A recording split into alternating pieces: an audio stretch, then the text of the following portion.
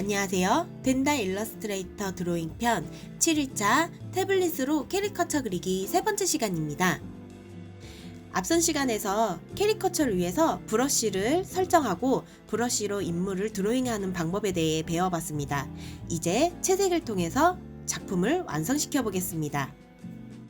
3일차에 배운 라이브 페인트 툴을 이용해서 인물을 채색하고 1일차에 배운 나이프 툴을 이용해서 그림자를 만들어서 완성도가 높은 캐리커처를 그려보겠습니다.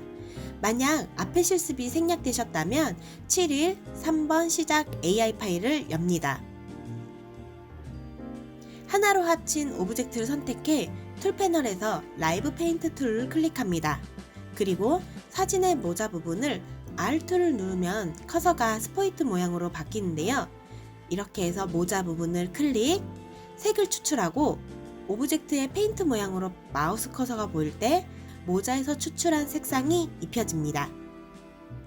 같은 방법으로 색을 입혀볼 건데요. 만약에 원하는 색상이 찍히지 않을 경우 컨트롤 Z로 되돌아간 다음에 다른 색상을 추출해서 입히면 됩니다. 추가 작업을 위해 라이브 페인트를 확장시키겠습니다. 선택 툴을 이용해서 오브젝트를 선택한 후 메뉴바에서 라이브 페인트 익스펜드를 클릭해 확장합니다. 확장하면 라이브 페인트로 적용되어 있던 선택선이 확실히 바뀌어 있는 게 확인이 가능합니다. 이제 그룹을 분리하겠습니다. 확장된 오브젝트를 그림자를 넣기 위한 작업인데요. 먼저 그립 상태를 유지하기 위해 해제하지 않고 분리합니다. 오브젝트를 선택한 채로 마우스 오른쪽 버튼을 누르고 그룹을 분리합니다. 이제 나이프 툴을 이용해서 그림자가 될 영역을 나눠주겠습니다.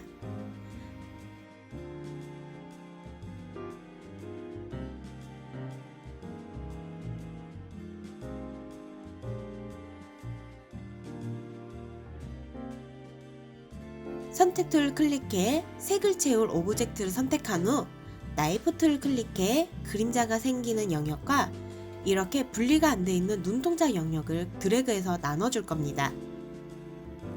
간혹 나이프가 완전하게 선이 이어지지 않은 경우에는 도형이 분리가 되지 않기 때문에 제대로 확인하면서 분리하길 바랍니다.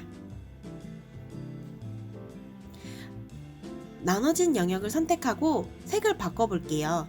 직접 선택 툴로 그림자에 해당하는 영역을 선택한 후 컬러 패널을 열어서 얼굴 색보다 진한 색으로 변경합니다.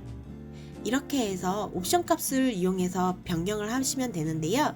만약 원하는 색상이 아닐 경우 본인의 입맛에 따라서 얼굴색을 바꿔보셔도 됩니다.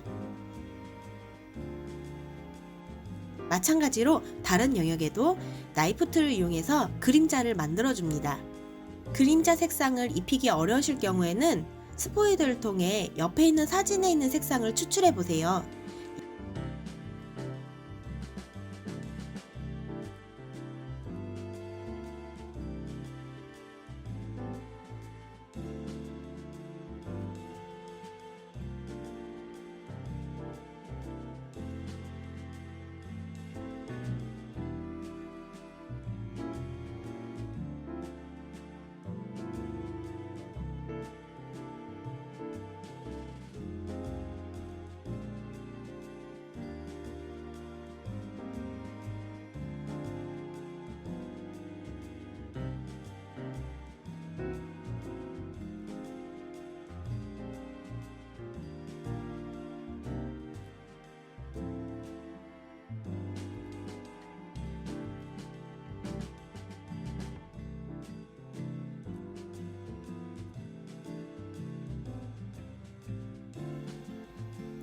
물방울 브러쉬 툴을 이용해서 밝은 영역에 포인트를 줄 겁니다. 눈동자와 콧망울이 바로 그 영역인데요. 툴 패널에서 브러쉬 툴을 꾹 눌러 물방울 브러쉬 툴을 클릭합니다. 브러쉬 패널에서 앞선 예제에 만들었던 브러쉬를 선택하시고 컬러 패널을 연 후에 옵션 값에 맞춰서 선택하고 그려주시면 됩니다.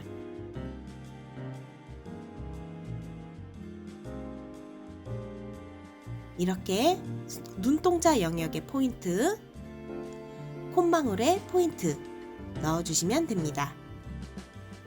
물방울 브러쉬는 일반 브러쉬와 다르게 바로 도형으로 브러쉬 선이 만들어집니다.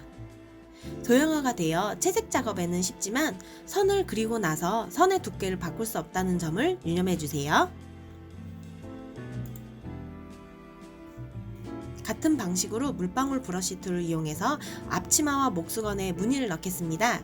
물방울 브러쉬 툴을 선택하고 동그랗게 흰 점으로 작은 점을 만들어서 표현하시면 됩니다.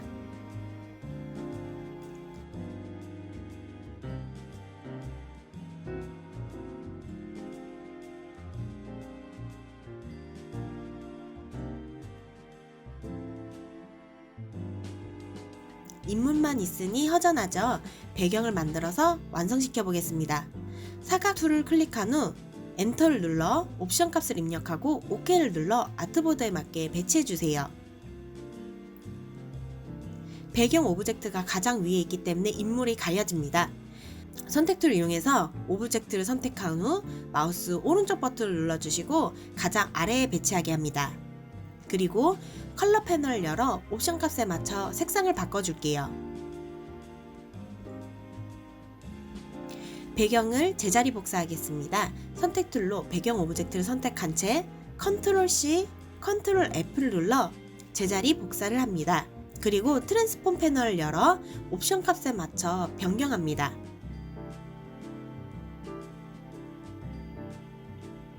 툴 패널에서 직접 선택 툴을 선택한 후 오브젝트 오른쪽 하단에 있는 점만 클릭한 채 트랜스폼 패널을 열어 옵션 값에 맞춰 변경합니다. 이렇게 사선의 배경이 만들어지면 맞게 설정이 된 겁니다.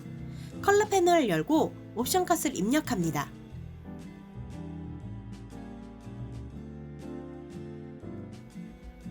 이제 문구를 작성해서 완성시켜 보겠습니다. 사랑하는 가족에게 전할 문구를 적을 차례이죠. 사랑하는 가족에게 전할 문구를 적을 차례입니다. 문자 툴을 클릭한 후 문구를 작성해서 배치시켜 완성합니다.